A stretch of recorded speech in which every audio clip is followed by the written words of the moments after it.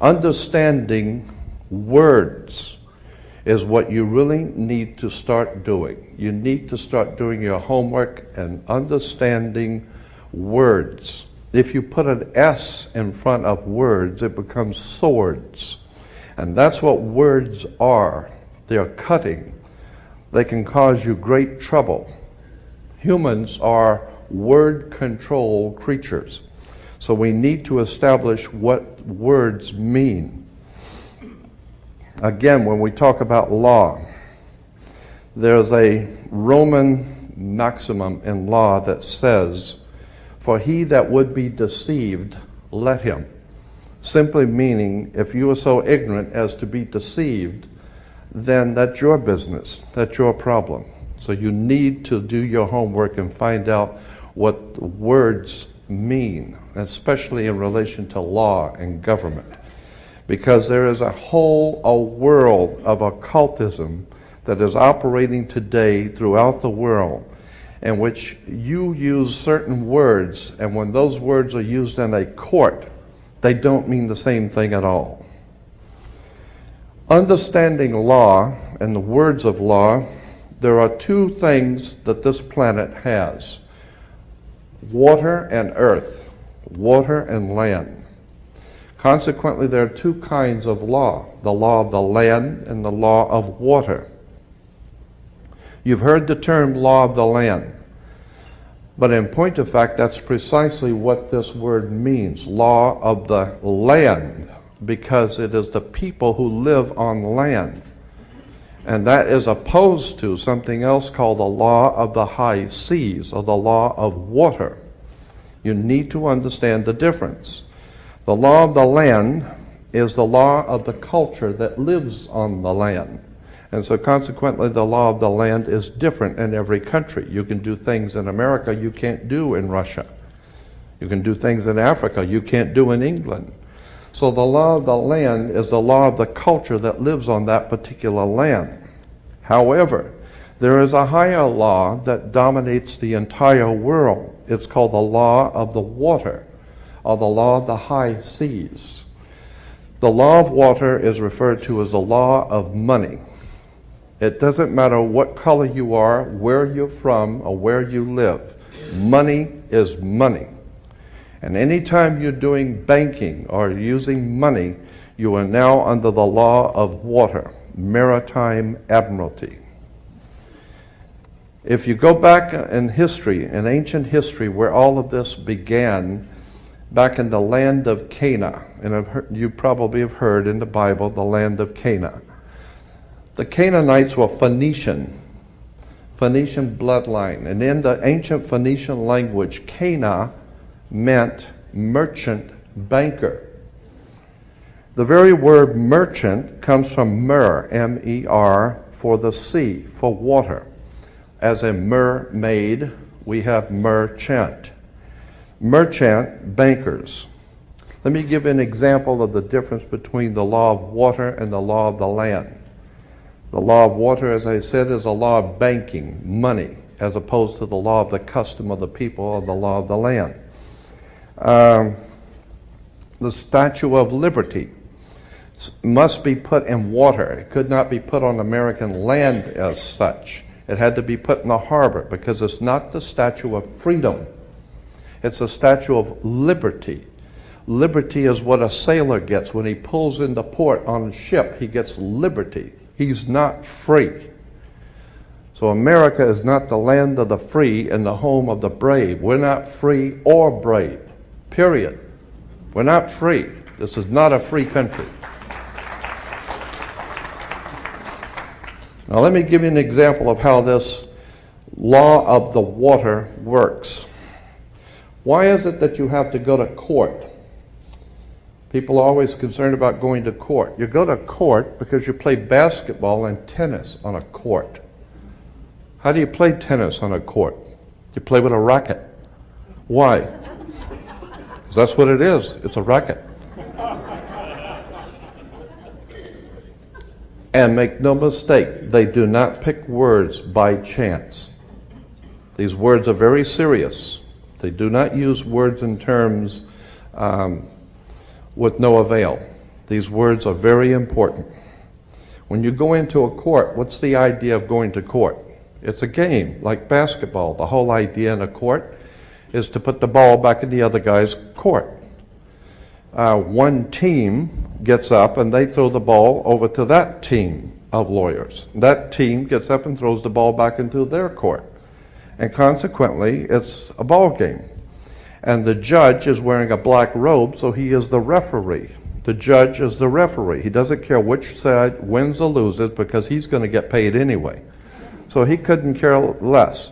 He's merely there as a referee, and that's why he wears a black robe. And that's another interesting subject we can get into later. But the judge is a referee between two teams. The judge, we are told, rules from the bench. The word bench in Latin is a bank. Therefore, the judge rules for the bank. Where do you find banks? You find banks on both sides of a river. They're called river banks. And what does a river bank do? It directs the flow of the current sea. The juice. Consequently, your money is currency because it's the flow, the cash flow. And I'll give you an example of how this works. When a ship pulls into a harbor, all ships are referred to as female. Airships, rocket ships, sailing ships are always female. Why? There's a very good reason. Maritime Admiralty banking law says all ships are female because they're carrying items. They're carrying items for money, and so consequently they are under Maritime Admiralty law.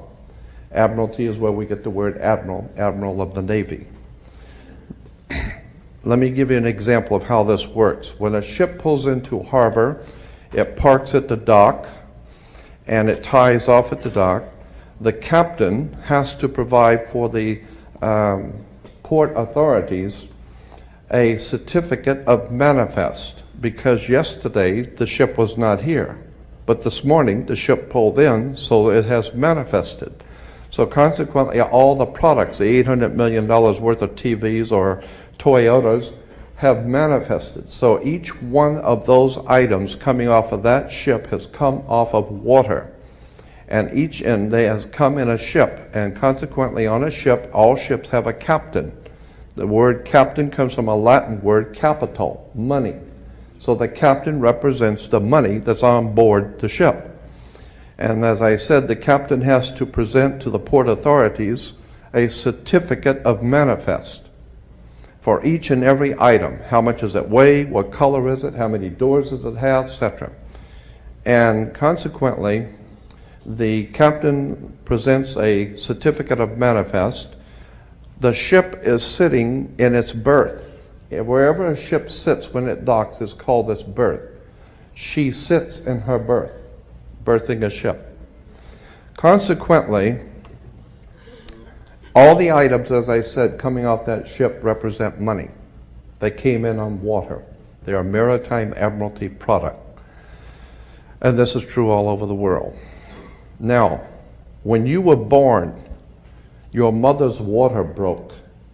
And when your mother's water broke, you came out.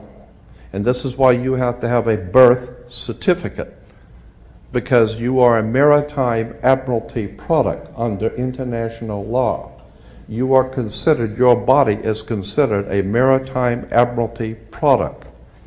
Your mother delivered you. This is why if you go to Sears and buy a refrigerator, they will ship it to you. They will deliver it. And that's why you were in your delivery room. Your mother was delivering a product. Maritime Admiralty, you came down your mother's birth canal. And once you, and as you're taking one of the televisions or the cars off the ship and it falls down and breaks, that's all right. Sometimes they're stillborn, so consequently you've lost money on that one. Therefore you have to have a death certificate, and it's always signed by the dock. The doc has to sign your birth certificate and your death certificate. All of these words and terms are Maritime Admiralty banking words. And therefore, if you understand lawyers and judges and courts and government are all under international maritime admiralty law. All religions, all churches in the world operate under maritime law. This is why all churches are divided into denominations, like 20s and 50s and 100s. Serious. This is why they're called denominations, because all churches are nothing more than the product of maritime admiralty banking. It's an extraordinary story of occult treason, high treason and crimes against the state. Make no mistake about it, there has never been a country on the face of the earth as far back into history as you can go. There has never existed a country in which the people rose up and demanded their right to be free. Never. The concept of human, spiritual, intellectual, and physical freedom is a totally concept that has never, ever existed on the earth.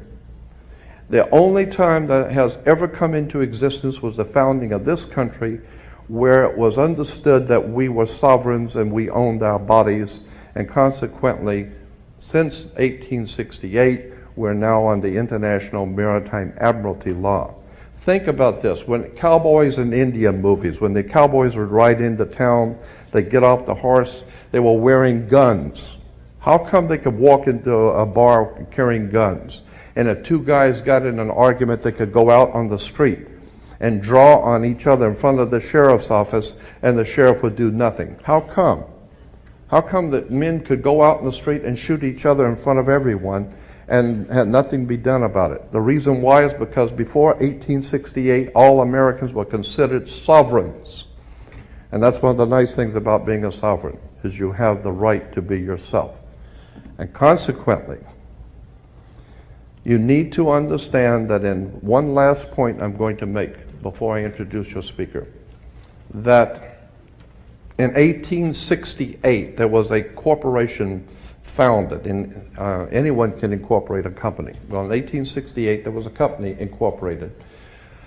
And in that particular company, the founders of that company they referred to it as the United States Corporation. And they stipulated that anybody who would be a member of that corporation or work for that corporation would be called not an employee, but a citizen. So today, if you are asked, are you a citizen of the United States, what you think you're being asked is, are you lawfully in this country to do business? That's not lawfully what's being asked. They didn't ask if you're in America lawfully. They ask you a specific question. Are you, of your own volition, out of your own mouth, testifying that you are a citizen of the United States? Because in that way, citizen of the United States means you are an employee of a foreign corporation operating on international maritime law. So today, the President of the United States is the President of a privately owned company. The company is called United States. And the word president is always a word that is used in corporate law. Banks have presidents. All companies have presidents. So there's a corporation called United States, privately owned, and it has a president. President Bush is not the president of America. President Bush is the president of a privately owned company. Privately owned, out of England. And you need to understand words and terms. Because I believe that there is a divine presence in the universe that men call God, and one day that divine presence is going to move on the earth, and we're going to see freedom come back to this world. And when it does, you're going to need to understand words and terms and how they have been used to trick you.